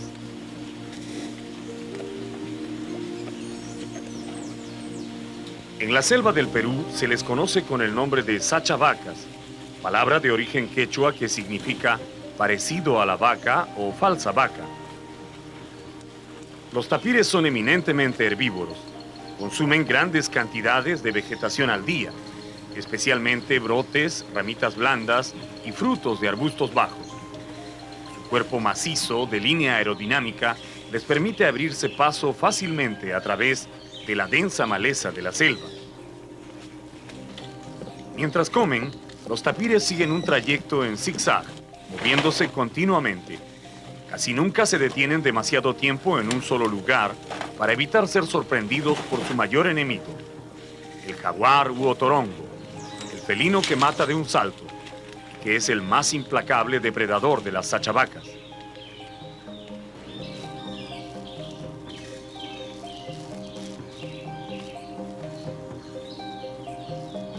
En la parte superior de la nuca, el tapir tiene una mata de crines cortas y ásperas que precisamente están allí para proteger su cuello de las dentelladas mortales del jaguar, que casi siempre le salta por la espalda para morderlo en ese punto débil. La cabeza de estas bestias tiene una especie de trompa corta con los orificios nasales en un extremo, que usa para oler los alrededores y también le sirve como dedo para arrancar brotes y hojas y llevarlas a su hocico.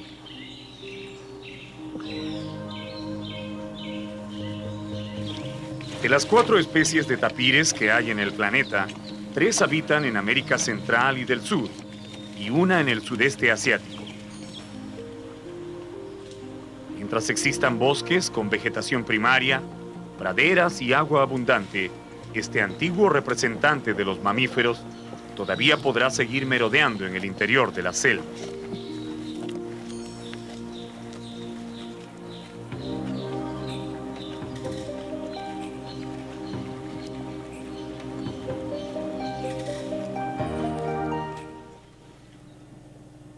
Otro mamífero importante en la reserva es el ronzoco o capibara. Su nombre científico, Hydrochaeus, significa cerdo de agua. Y efectivamente su aspecto se parece mucho al del cerdo. Pero el ronzoco pertenece a otra familia. Y aún más, es un verdadero líder en el reino animal, porque ha sido clasificado como el roedor más grande del mundo. El naturalista Charles Darwin, que estudió a estos roedores en las selvas de Sudamérica, escribía que durante sus viajes solo pudo ver ronzocos muy temprano en las mañanas o en las últimas horas de la tarde, pero nunca durante el día. Una observación muy acuciosa, porque efectivamente los ronzocos odian el calor y solo salen de sus escondites en las horas más frescas a mordisquear las hierbas y plantas acuáticas que constituyen su dieta.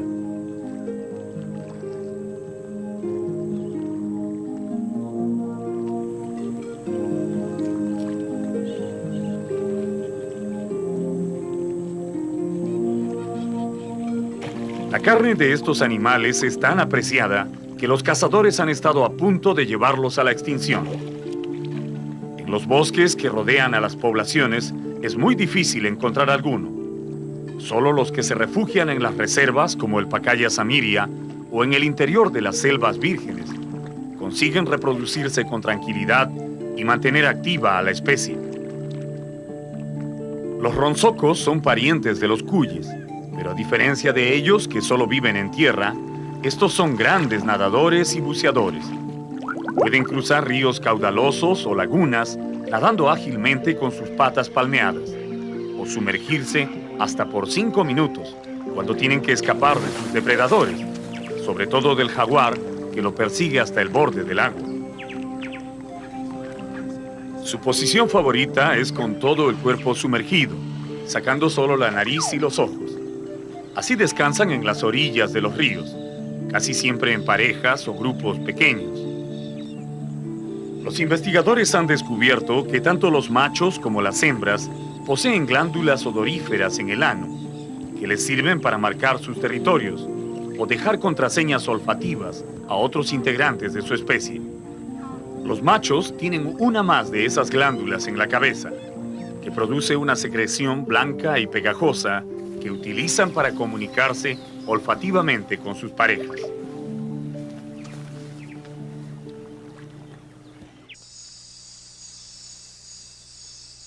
Los mamíferos están considerados por los naturalistas como los animales más evolucionados de la Tierra. Aquellos que han desarrollado una excelente adaptación al medio y un cerebro más complejo que los convierte en especies superiores del gran reino animal. Sin embargo, al referirnos a los mamíferos, es importante mencionar a un grupo de animales que, siendo también mamíferos como los humanos, evolucionaron de una manera diferente, apartándose del tronco mamaliano hace muchos millones de años. Ellos son los mamíferos marsupiales. Esta muca, que descansa entre las raíces de un viejo capinurí, es el marsupial más común en la reserva del Pacaya Samiria. Animal de costumbres nocturnas, espera la llegada de la oscuridad para ponerse en movimiento. La muca o zarigüeya, como también se le conoce, es un antiquísimo habitante del planeta. Aparecieron en una época en que la naturaleza recién terminaba de evolucionar a los mamíferos placentarios y desarrollaron su propio sistema reproductivo, convirtiéndose en una rama especializada de los mamíferos. Si observamos el vientre de esta muca, notaremos que se mueve de una manera extraña, como si tuviera algo en el interior.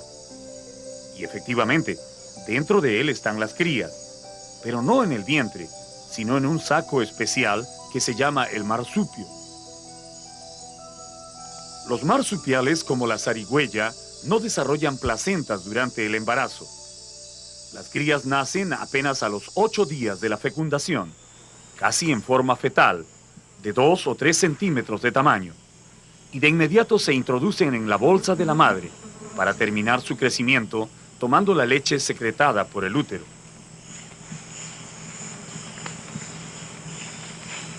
Estos cachorros ya tienen varias semanas de nacidos, pero se mantienen en el marsupio, que es como una incubadora que los protege mientras terminan su crecimiento.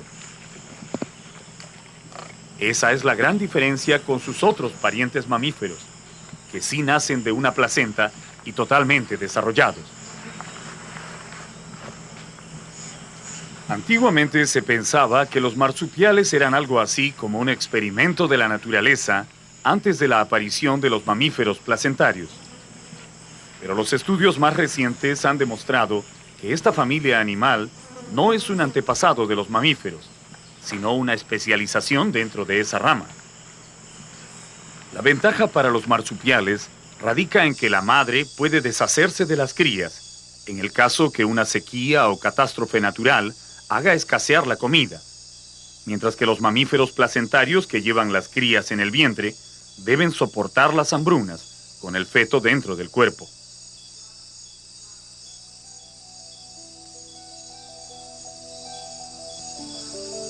Ahora vemos que la muca se despierta y sale a buscar comida, especialmente frutos y crías de aves pequeñas. Ella, al igual que sus parientes los canguros, koalas, algunos tipos de ardillas marsupiales y el demonio de Tasmania, son parte de la gran diversidad de especies marsupiales que la naturaleza ha distribuido sobre el planeta.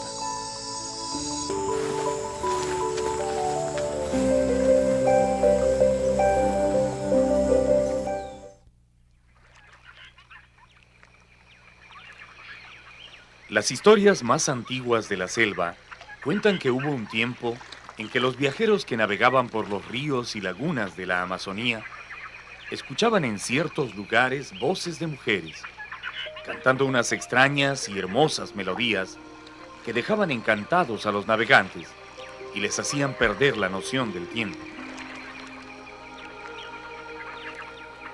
Algunos viajeros que decían haber logrado ver a esas mujeres las dibujaron en sus crónicas, mostrándolas con forma de sirena y casi siempre montadas en unos extraños animales que también parecían sirenas. En las crónicas de los siglos XV y XVI son frecuentes esos relatos y dibujos que terminaron por convencer a mucha gente que en los ríos de la selva habitaban esas fabulosas criaturas, concebidas como mitad mujer y mitad pez. El mismo Cristóbal Colón, en su viaje de 1493, cuenta que al aproximarse a la isla La Española, en el Caribe, vio unos animales de color pardo, con forma de sirena, nadando a flor de agua. El almirante no se sorprendió, pues había oído hablar de ellas, y solo anotó en su bitácora: «Hoy nos cruzamos con sirenas en el Nuevo Mundo». Debieron pasar muchos años y muchos viajeros explorar las selvas para que se pudiera comprobar que no existían tales sirenas. Pero en cambio, sí se encontraron a los animales que les servían de cabalgadura, que también parecen sirenas. Y resultó que no eran otros más que los manatís o vacas marinas. Los manatís de la Amazonía fueron virtualmente exterminados el siglo pasado durante la fiebre del caucho. Miles y miles de esos mansos mamíferos fueron aniquilados para aprovechar su carne y su grasa en la fabricación de aceite. En nuestros días, buscar un manatí en la selva del Perú es como buscar una aguja en un pajar. No solo por su escaso número, sino también por la increíble timidez de esos mamíferos que muy rara vez se dejan ver durante el día. Pero si uno tiene la paciencia de recorrer las orillas de las cochas más escondidas, tal vez en algún momento descubrirá entre las plantas flotantes unos extraños movimientos y una curiosa nariz que sale y se esconde tímidamente.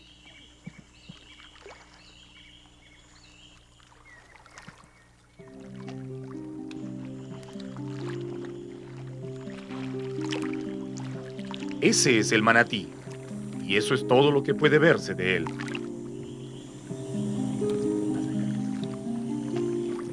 Los manatís nadan en las lagunas de poca profundidad, comiendo la abundante vegetación acuática del fondo. De rato en rato se asoman ligeramente a la superficie para respirar o mordisquear las hierbas de la orilla, pero nunca sacan el cuerpo fuera del agua. Lo más que se puede ver de ellos, aparte de la nariz, es la sombra oscura de su lomo, deslizándose suavemente bajo el agua.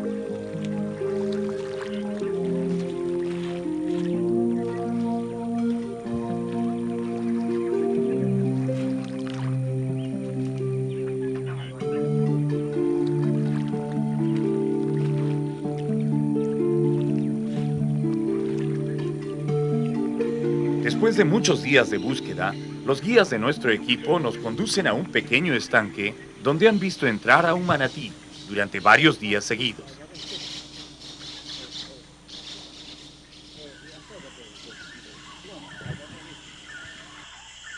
Utilizando una red, ellos van a cerrar la salida del estanque, que está conectada con una laguna más grande.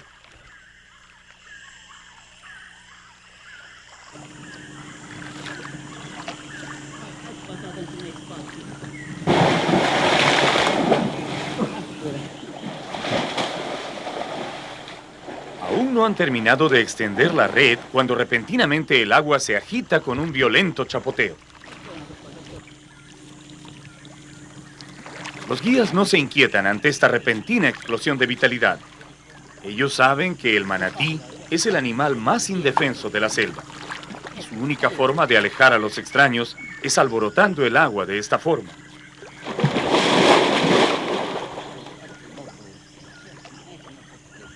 Al cabo de varios minutos, el animal se va tranquilizando y los guías lo atraen suavemente al lado de un tronco sumergido.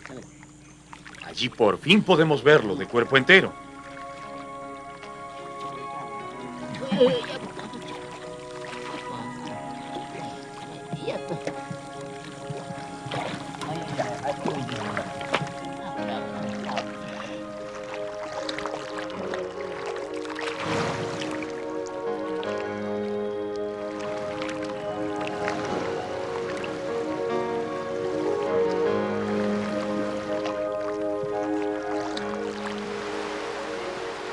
La selva parece protestar por esta captura, pues repentinamente el día se oscurece y comienza a llover.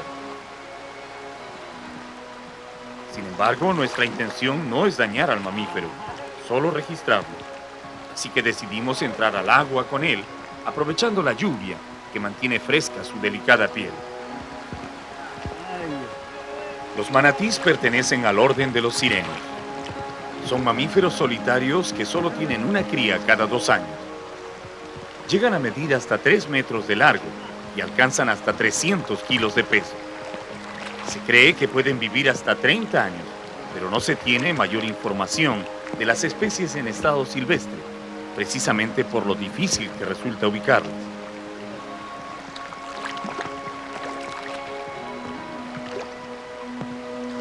Los científicos creen que estos animales aparecieron en África y de allí se distribuyeron por todos los mares del mundo, ingresando luego por los ríos a la cuenca amazónica. Están emparentados con los elefantes y como ellos son exclusivamente herbívoros. Como pudimos comprobar con este ejemplar silvestre, los manatís son sumamente dóciles, al punto que una vez capturados se dejan acariciar sin inquietarse mayormente. El señor Severo López, antiguo conocedor de la reserva del Pacaya Samiria, nos cuenta que en la actualidad los manatís son muy raros en las cochas de la selva. Hubo un tiempo en que se podía encontrar docenas de ellos nadando a flor de agua en las lagunas, pero la intensa cacería y el comercio de su carne los han llevado al borde de la extinción. El manatí del Amazonas es una de las 4 especies de sirenios que existen en el mundo. Los otros parientes de este ejemplar viven algunos en las aguas marinas del Caribe, otros en África y en el Pacífico septentrional.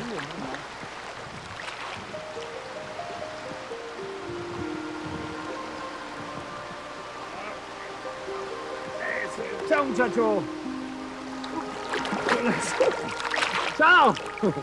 Luego de admirarlo por unos momentos, liberamos a este amigo, que rápidamente busca refugio en las aguas oscuras de su medio, donde a pesar de la gran cantidad de alimento que tiene a su disposición, su especie no ha podido mantenerse debido a la implacable persecución que le ha puesto el hombre.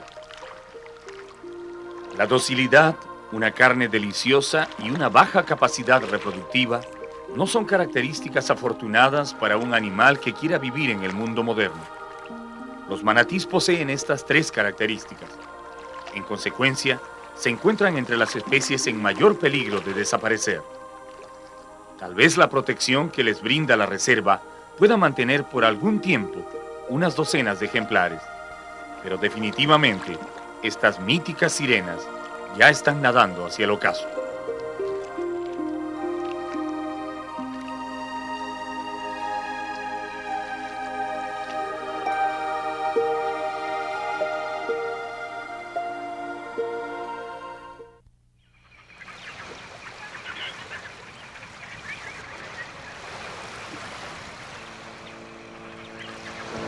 Entre los meses de agosto y septiembre, los guardaparques del Pacaya Samiria entran en una intensa actividad, recorriendo afanosamente los ríos y canales de la reserva.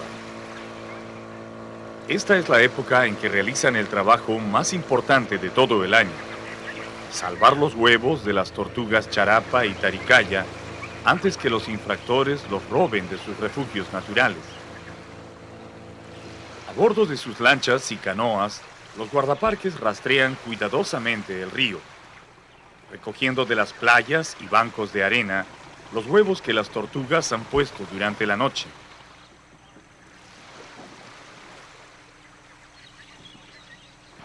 ¿Qué número nido? ¿Ves el B2? Los nidos están cuidadosamente disimulados en la arena, pero los guardaparques saben cómo hallarlos. En cada uno encuentran entre 70 y 100 huevos de charapa, del tamaño de un limón pequeño, y de inmediato comienzan el delicado proceso de retirarlos del nido.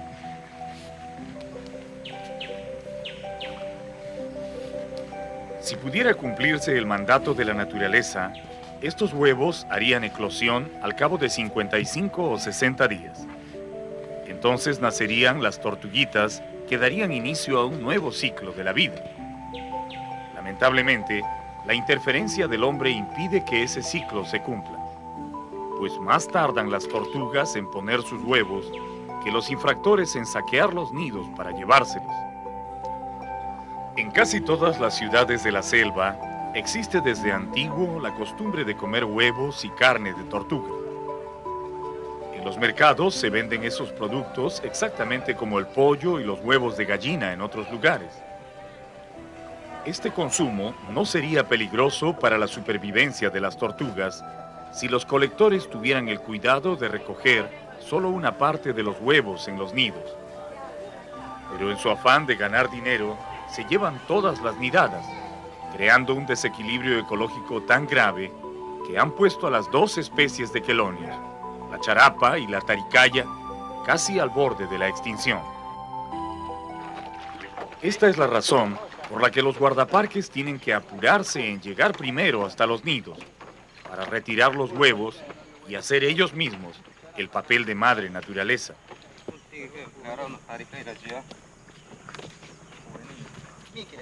Frente a los puestos de vigilancia, donde pueden cuidarlos día y noche, los guardaparques siembran los huevos en playas artificiales construidas profusamente con arena del río. Y lo hacen tratando de colocarlos a la misma profundidad y en la misma posición en que los encontraron en el nido. Esta es la parte más delicada de todo el proceso, pues si los huevos no se tratan con cuidado o se amontonan demasiado, entonces no nacerán las tortuguitas o vendrán al mundo con alguna deformidad en el cuerpo. Los guardaparques anotan cuidadosamente el número de huevos que ponen en cada nido artificial, la especie a la que pertenece, sea tortuga charapa o taricaya, y la profundidad y la fecha en que los siembran. Todos esos datos servirán después para ir mejorando la técnica y llevar un estricto control de los nacimientos.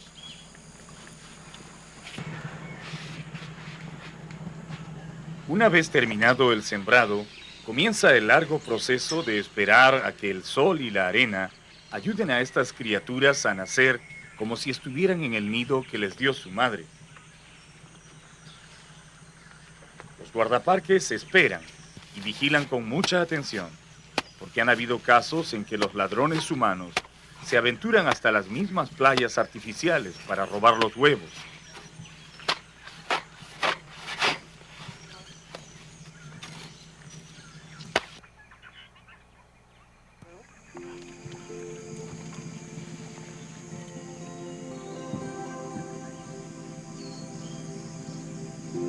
Cuando llega el día indicado, las tortuguitas recién nacidas comienzan a salir de los nidos, impulsándose trabajosamente sobre la arena.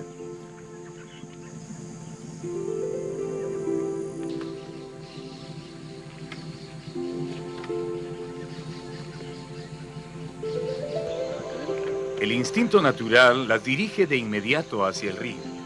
Parece que huelen el agua o la presienten y se esfuerzan en llegar a ella. Pero las mallas de la playa artificial se lo impiden. Este no es un nido de la madre naturaleza. Es más bien una especie de internado donde deberán quedarse unos días más, hasta que los guardaparques decidan cuándo están suficientemente fuertes para enfrentarse a la vida. Los masivos nacimientos traen alegría a los puestos de vigilancia, pues significa que el trabajo ha dado resultados. En los 20 años que llevan practicando este sistema de nidos artificiales, los guardaparques del Pacaya Samiria han logrado superar el 70% de nacimientos en cada nidada. Un gran éxito que demuestra que ahora el hombre puede devolver a la naturaleza parte de lo que ha depredado en tantos años. Sobre todo en la especie de tortuga charapa, un símbolo de la Amazonía que está realmente a un paso de desaparecer. Los guardaparques nos muestran las delicadas diferencias que existen entre charapitas y taricayas. Las charapas son más grandes desde que nacen. No por gusto están consideradas como las tortugas de río de mayor tamaño en el planeta. Las hembras de esta especie pueden alcanzar los 80 centímetros de longitud y 40 kilos de peso. Los machos son mucho más pequeños.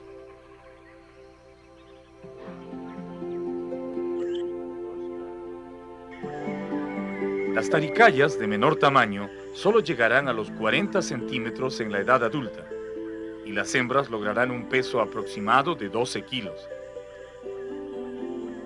Las dos especies nacen con un pupo parecido a un ombligo, que es el resto del saco vitélico que los protegía cuando estaban en el huevo. Los guardaparques no liberan a las tortuguitas mientras este pupo no se absorbe, porque ese es el punto débil en el cual las muerden las pirañas, tan pronto las detectan en el río.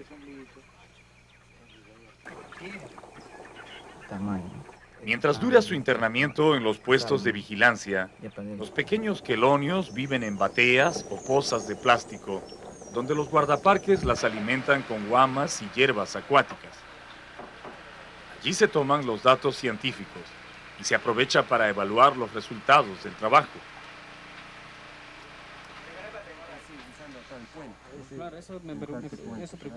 Pekka Soini, un investigador de origen finlandés, afincado en el Perú hace más de 30 años, es el hombre que ha desarrollado el sistema de las playas artificiales que están salvando de la extinción a las tortugas de nuestra Amazonía.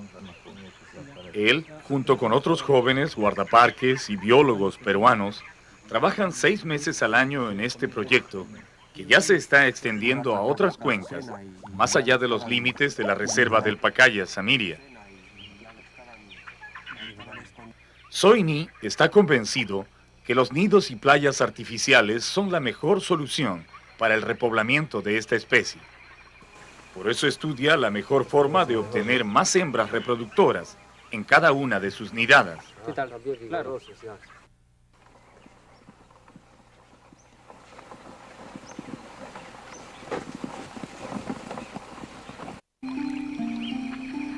Cuando llega el día de regresarlas a su medio natural, los guardaparques llevan a las tortuguitas cerca de las mismas playas, donde las recogieron cuando solo eran huevos. Allí, sin mayor ceremonia, pero con la satisfacción de ver el trabajo cumplido, devuelven a la naturaleza cientos de charapitas y taricayas, con la esperanza de que vuelvan a poblar los ríos de la selva.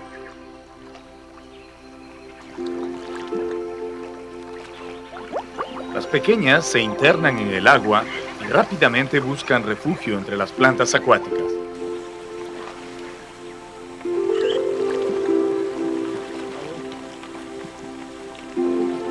Todavía deberán pasar por la prueba de las pirañas y los cocodrilos que las esperan abajo. Pero ese es un problema que ya no concierne a los humanos. Allí será su verdadera madre, la naturaleza, quien decidirá quiénes viven y quiénes mueren. Los investigadores saben que al menos se les ha dado una oportunidad de seguir existiendo en el planeta.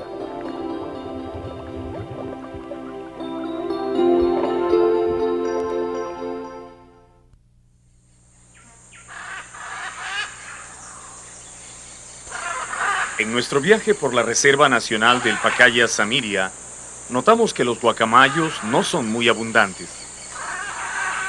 Eventualmente se puede encontrar una o dos parejas parloteando entre las hojas de una palmera, o unas cuantas familias volando entre los árboles.